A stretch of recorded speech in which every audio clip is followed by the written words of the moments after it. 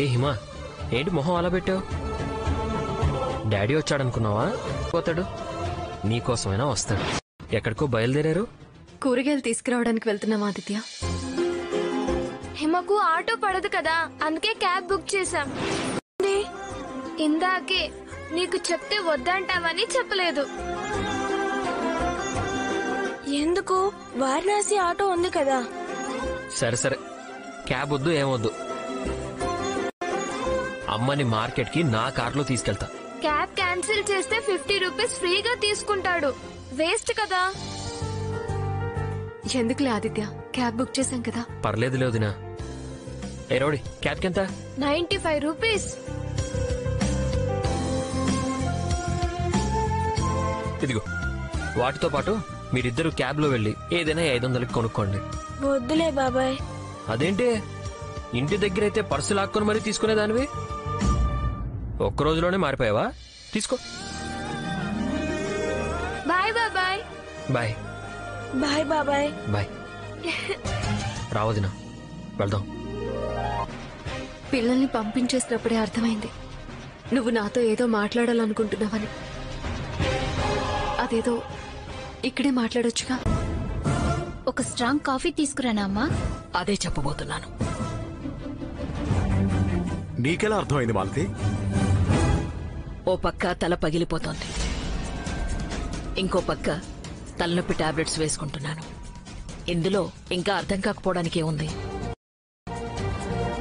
ఎందుకు ఎక్కువగా ఆలోచించి బుర్రపాడు చేసుకుంటున్నావు?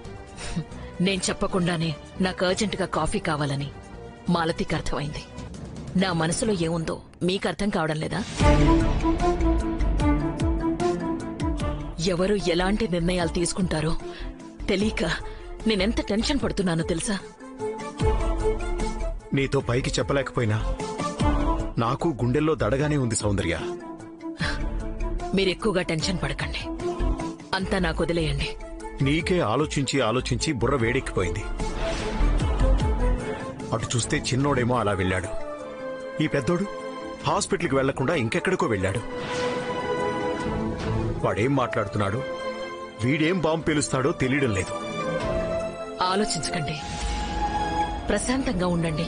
అంటే వాడు తట్టుకోగలడా? పెంచిన ప్రేమే కాదు, రక్తపాశం కూడా బిడ్డ మీది మమకారాన్ని గుర్తు చేస్తూనే ఉంటుంది. అదే అందర్నీ కలుపుతుంది. చివరికి వాడే రాజీకొచ్చి అందరం కలిసుందాం అన్న నిర్ణయానికొచ్చినా రావచ్చు. నీ ఊహ చాలా అందంగా ఉంది. ఈ ఊహే నిజమైతే అంతకన్నా ఆనందం ఏముందని? అందుకే పాజిటివ్గా ఆలోచించండి.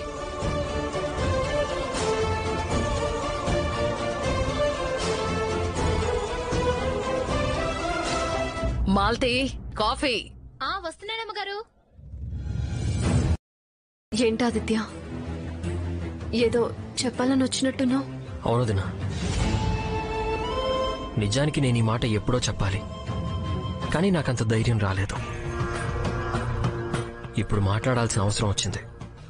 అందుకే మొదటిసారి ఈ టాపిక్ నీ ముందుకు తీసుకురావాల్సి వచ్చింది. దేని గురించి ఆదిత్య? నీ గురించి, అన్నయ్య గురించి.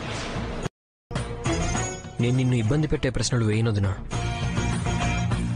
అమ్మ దగ్గర నేర్చుకున్న సంస్కారం అన్నయ్యలోనే కాదు, నాలోనూ ఉంది. మరిదివో, కొడుకువో, తమ్ముడివో, ఎవరైనా నా శ్రేయోభిలాషిగా వచ్చావు. నువ్వేం చెప్పాలనుకుంటున్నా సంకోచం లేకుండా చెప్పొచ్చు ఆదిత్య.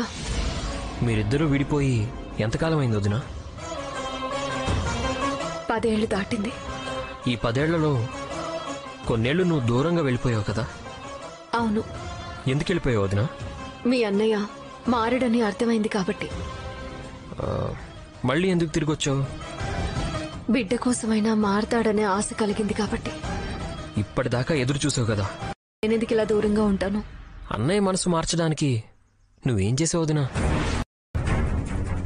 నువ్వు నిజమన్నది అన్నయ్య అబద్ధం అంటున్నాడు, అన్నయ్య నిజం అన్నది నువ్వు అబద్ధం అంటున్నావు. అన్నయ్య సంగతి పక్కన పెట్టు, నువ్వు నిజం నిజం అంటున్నావు గాని ఆ నిజమేంటి అన్నది రుజువు చేశావా? అన్నయ్యకి తెలిసింది అబద్ధం అని తేల్చి చెప్పావా? 10 ఏళ్ల నుంచి కనబడినప్పుడల్లా అన్నయ్య ఏదో ఒకటి అంటూనే ఉన్నాడు. నువ్వు పడుతూనే ఉన్నావు, బాధపడుతూనే ఉన్నావు. అమ్మ నిన్ను ఓదారుస్తూనే ఉంది. నిన్న మొన్నటిదాకా శౌర్య అడిగేది, ఇప్పుడు హిమ కూడా అడుగుతుంది. మీరెప్పుడు కలుస్తారా అని లోకమంతా ఎదురు చూస్తోంది. లోకంతో పాటు నువ్వు ఎదురు చూస్తున్నావు తప్ప లోపం ఎక్కడ జరిగిందనేది ఆలోచించవా? ముందు నీ భర్తలో అనుమానాన్ని ఎలా పోగొట్టాలో అది ఆలోచించు. నేను మంచిదాన్ని కదా అని నువ్వు అనుకుంటే సరిపోదు కదా వదినా. అన్నయ్య కూడా నమ్మాలి. నమ్మాలంటే నమ్మించాలి. నమ్మించాలంటే నిజాన్ని బయటికి తీయాలి. ఆ నిజం ఎలా బయట పెట్టాలో సమస్యని ఎదుర్కొంటున్న దానివి. చాలా మంచివాడు వదినా. కానీ అలాంటి వాడిని కూడా ఒక అబద్ధం పిశాచంలా పట్టి ఆడిస్తోంది. అయితే మూర్ఖుణ్ణి మార్చడం కష్టమేమో గాని మంచివాణ్ణి మార్చుకోవడం మంచివాళ్ళకి ఈజీ కదా. అమ్మ, నాన్న, నేను అందరం నలిగిపోతూనే ఉన్నాం. అన్నయ్య కూడా హిమ కోసం ఏడుస్తున్నాడు వదినా. నువ్వైనా పరిష్కారం దిశగా అడుగులు వేయాల్సిన టైం వచ్చింది. అన్నయ్య ముందడుగు వేయడు, అలాగని నువ్వెనకడుగు వేయొద్దు. నిజం బయట పెట్టాలి. మళ్ళీ మీరిద్దరూ కలిసిపోవాలి. పిల్లలిద్దరికీ న్యాయం జరగాలి. నేనేంటనేది నిరూపించుకోవాలనే నిర్ణయానికి నేను వచ్చాను ఆదిత్య. నీ మాటలతో ఆ నిర్ణయం మరింత బలపడింది. నేను నిజమన్నది మీ అన్నయ్య అబద్ధం అంటున్నాడు కదా, మరి నన్ను నిజం నిరూపించమన్నట్టే మీ అన్నయ్యని అబద్ధమని నిరూపించమనాలి కదా. నింద వేసిన మనిషి నిజమని నిరూపించాలి కదా. అది నిందేనని నిజం కాదు అని తేల్చడానికి నేను చేసే ప్రయత్నం నేను చేస్తాను. తప్పు జరిగిందని ఆ మనిషిని నిరూపించమని నువ్వు చెప్పు. అంతా అదే బయటకొస్తుంది. దీని వెనక ఎవరున్నారన్నది కూడా బయటపడుతుంది. అందుకే దీపకి విహారికి మధ్య సంబంధం ఉందని నువ్వు ప్రూవ్ చేయాలి. దీప విషయంలోనే కాదు, నీ విషయంలో కూడా ఒక బలమైన నిర్ణయం తీసుకుంటాను. ఆ నిర్ణయం గ్యారంటీగా పెళ్లి అయి ఉంటుంది. ఇంత మంచి బంపర్ ఆఫర్ మళ్ళీ రాదు. దీపా, నిజంగానే నీకు విహారీతో అఫైర్ ఉన్నట్లయితే ఎంత బాగుండేది. 10 ఏళ్ల క్రితం నేను చెప్పిన అబద్ధాన్ని ఇప్పుడు రుజువు చేయాల్సి వస్తుందని కల్లో కూడా అనుకోలేదు. రుజువు చేయకపోతే అది అబద్ధమే అవుతుందేమో. అబ్బో శుభం తెలియని హిమని కేవలం పుట్టుక కారణంగా నేను మానసికంగా వెలివేశానే అని నా మీద నాకే అసహ్యంగా ఉంది. హిమని విడిచి ఉండలేక హిమ చెప్పింది విని కార్తిక్ మళ్ళీ హిమతో పాటు దీప, శౌర్యుని కూడా ఇంటికి తెచ్చుకుంటే ఓరి నాయనో, అలా అయితే నేను నిండా మునిగిపోతాను. అలా జరగకూడదు అంటే నేనే ఏదో ఒకటి చేసి ఆ అబద్ధాన్ని నిజం చేసేస్తే ఎస్,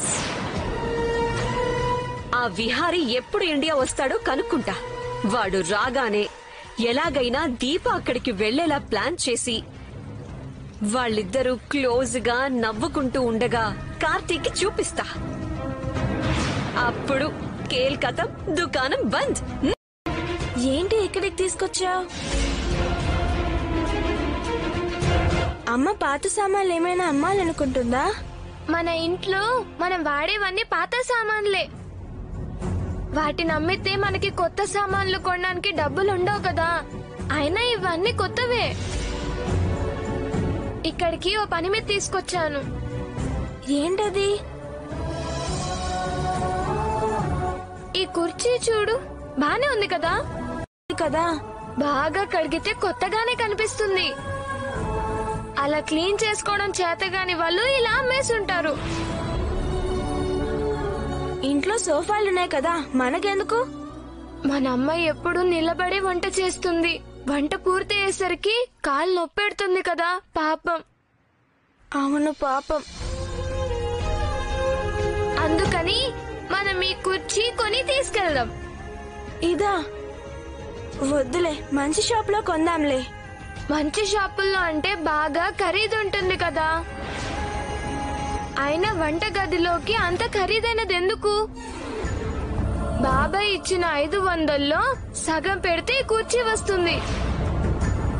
మొన్ననే బేరమాడి వెళ్ళాను. వారణాసితో వచ్చినప్పుడు 250 చెప్పాడు. నేనే బాగా గీసి బేరమాడి 200కి పోనీ ఆ స్టూల్ తీసుకోరాదు, ఇంకా తక్కువగా ఉంటుందేమో. స్టూల్ అయితే వెనక్ కానుకోవడానికి ఉండదు కదా. ఏ అబ్బాయి ఇట్రా. చెప్పమ్మా. మొన్న బేరం ఆడాను కదా, ఇది 200కి ఇవ్వు. నేను 250 చెప్పాను కదమ్మా. కాదు, 200 తీసుకో. రాదమ్మా. అబ్బా, చలికాలంలో కూడా ఇంత ఎండగా ఉందేంటి? ఇది చలికాలంలో వచ్చే మామూలు ఎండే. కానీ నువ్వు ఏసీ గదుల్లో ఉండేదానివి. హాల్లో కూడా ఏసీ ఉంటుంది, కార్లో కూడా ఏసీ ఉంటుంది.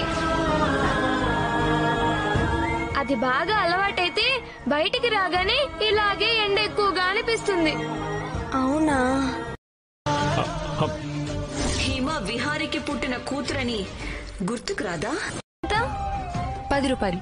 5 రూపాయలు ఇస్తా. సరే తీసుకో. నువ్వు తిను.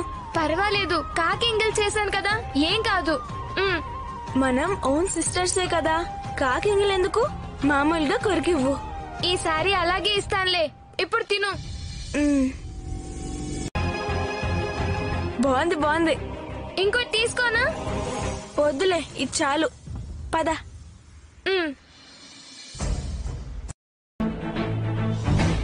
రే, ఎక్కడికి వెళ్ళావురా? డాడీ చెప్పలేదా?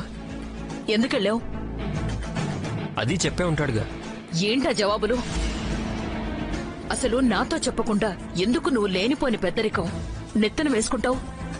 మీ పెద్దరికం పెద్దింట్లోనే మగ్గిపోతుంది కాబట్టి. ఏం చేస్తున్నారు మీరిద్దరు?